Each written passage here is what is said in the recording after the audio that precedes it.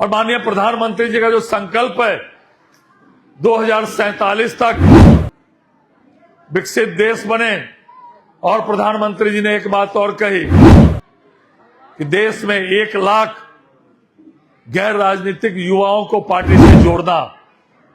तो बिहार भारतीय जनता पार्टी भी एक मिशन मोड में, जो प्रधानमंत्री जी ने कहा कि 1 लाख गैर राजनीतिक युवाओं को भारतीय जनता संगठन से जोड़ना, तो पूरे बिहार में भारतीय जनता पार्टी भी एक मिशन मोड में गैर राजनीतिक युवाओं को संगठन से जोड़ने का काम करेगी।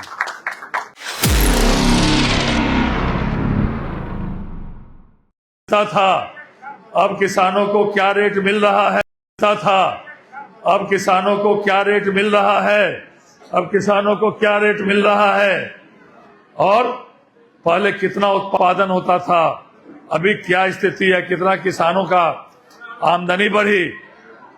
ये सारी चिंता आज उन्होंने विस्तृत रूप से उस पर चर्चा की।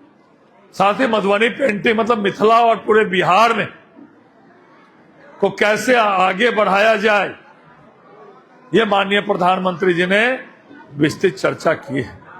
और उसके साथ साथ मैं गृह मंत्री जी से मिला, आदरणीय रक्षा मंत्री जी राजनाथ जी से मिला, अमित शाह जी से मिला, अपने राष्ट्रीय अध्यक्ष जेपी नड्डा जी से मिला, राष्ट्रीय कार्यकारी अध्यक्ष नितिन नवीन जी, अपने प्रभारी विनोद तावड़े जी और कई शीर्ष नेताओं से मिलकर मुझे जो प्रदेश अध्यक्ष का दायित्व दिया गया है, मैंने उनके प्रति आभार और कृतज्ञता ज्ञापित की और कहा कि आप जो मुझ पर विश्वास प्रकट किए, मैं ईमानदारी से उस विश्वास को पूरा करने का ईमानदारी से प्रयास करूंगा। मित्रों, पूरे बिहार में प्रचंड बहुमत से सरकार बनी है, और यह प्रचंड बहुमत की सरकार एक तो पूरा बिहार आज बिहार का संदेश पूरे देश में गया है कि 202 से इतना प्रचंड बहुमत से सरकार बनी है।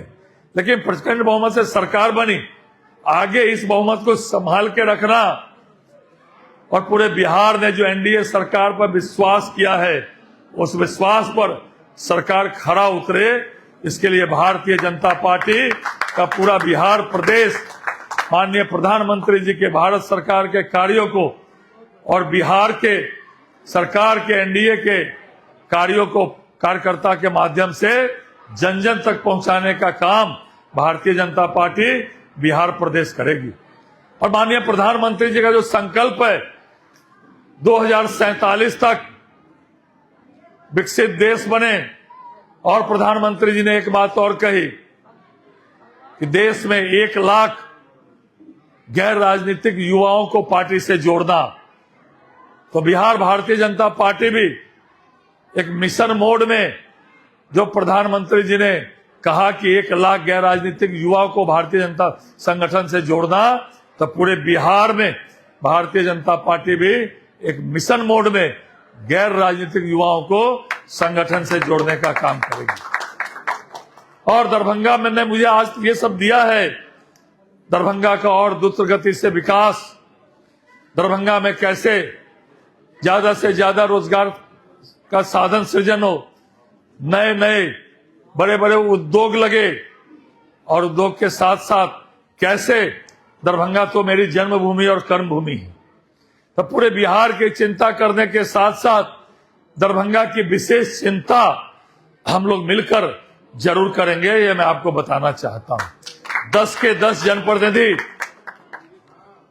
दरभंगा जिला ने दिया है, और सदन के चारों सदन के जनप्रतिनिधि दरभंगा में हैं, चाहे वह विधायक हो, विधान पार्षद हो, लोकसभा से सांसद हो और राज्यसभा से सांसद हो। बिरले ही किसी जिला को यह सौभाग्य प्राप्त होता है कि चारों जो उच्च सदन है विधानसभा का या केंद्र के लोकसभा का, राज्यसभा का, ये चारों के चारों सदन के जनप्रतिनिधि भी दरभंगा को मिला है। ये दरभंगा के लिए बड़ी जो है सौभाग्य की बात है।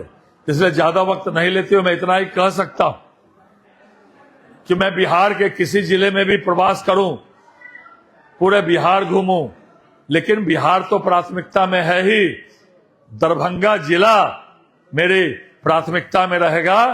और जिला में तो विधानसभा, दरभंगा सदर तो और ज्यादा प्राथमिकता में रहेगा। इसके लिए आपको चिंता करने की बात नहीं है।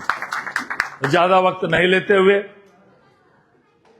कल फिर सुबह 9:30 बजे निकलना है।